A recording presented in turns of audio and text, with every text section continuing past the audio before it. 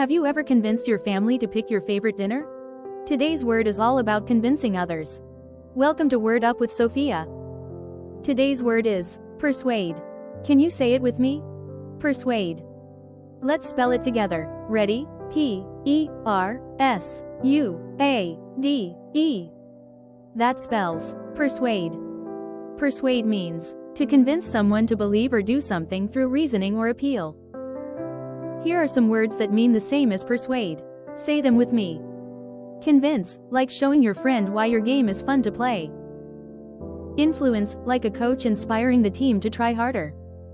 Encourage, like cheering someone on to join the race. Urge, like reminding your classmate to turn in their homework. Coax, like gently asking a shy friend to come play. Each one shows how persuade means guiding someone to agree or take action. Now let's look at the opposites of persuade. Discourage, like telling someone they can't do it. Deter, like making a person feel it's not worth trying.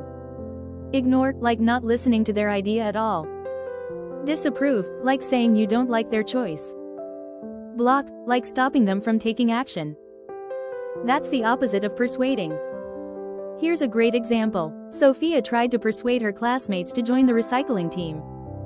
Quick review. Persuade means to convince someone to believe or do something through reasoning or appeal.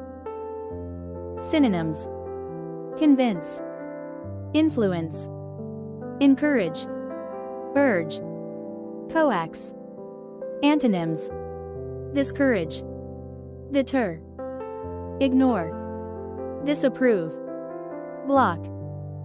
Persuading teaches you how to use words to guide others in positive ways.